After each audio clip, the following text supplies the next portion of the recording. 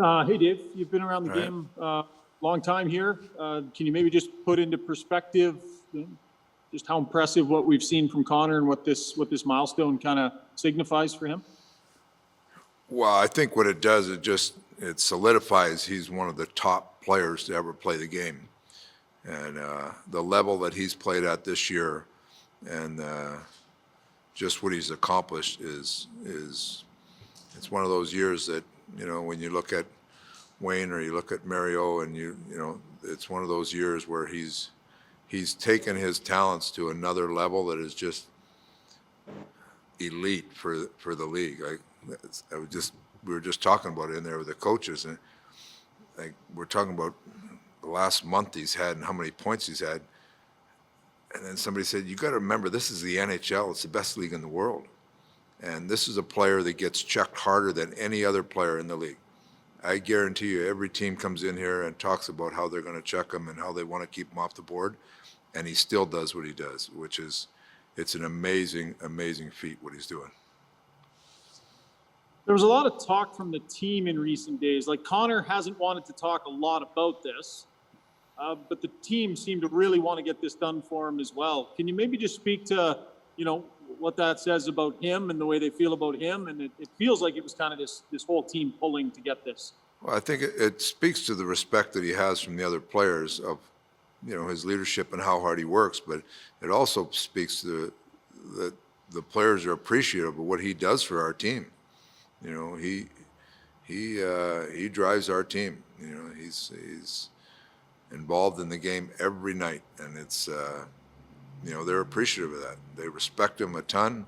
They respect him as a person and his talent, and I think they're thankful, that he's willing to put it on the line every night to help us win. Jim Matheson, Post Media.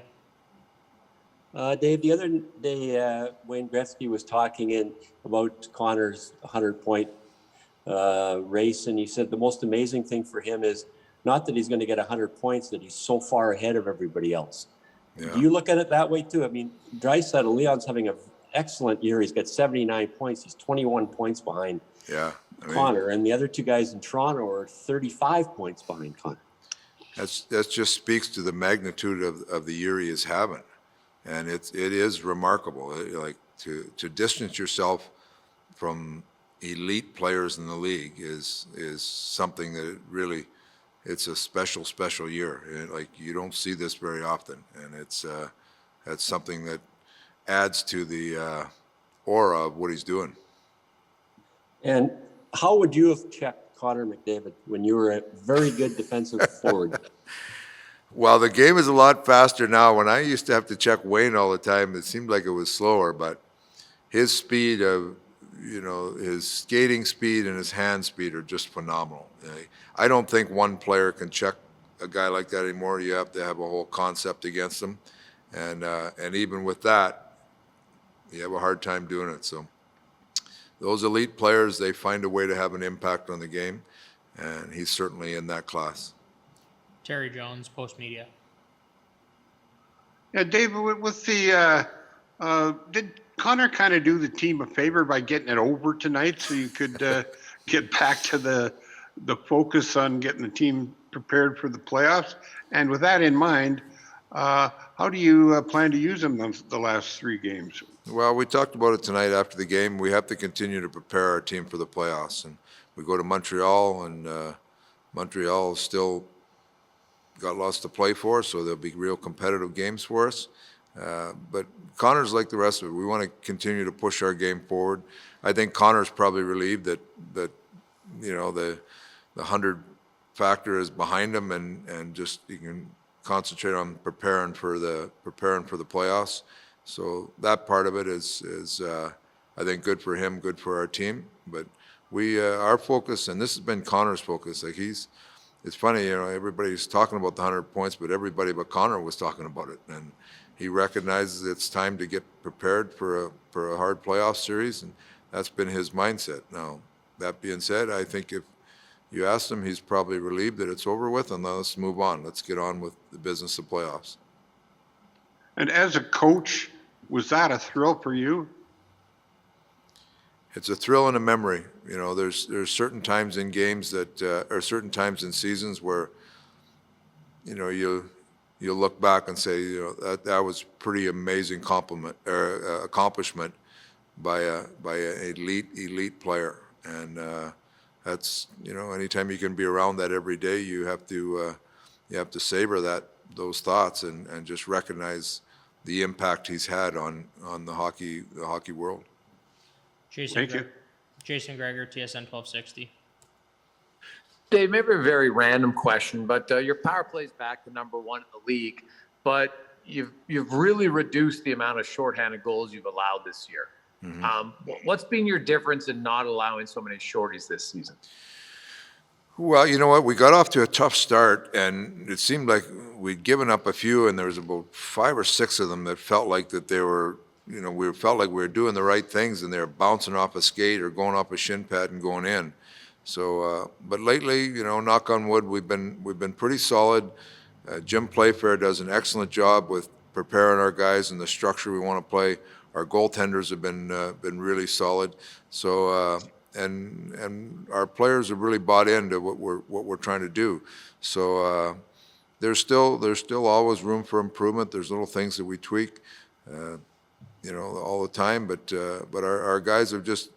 It's like our power play guys. They have a commitment to be the best in the league, and our penalty kill guys have a real commitment to get that job done too.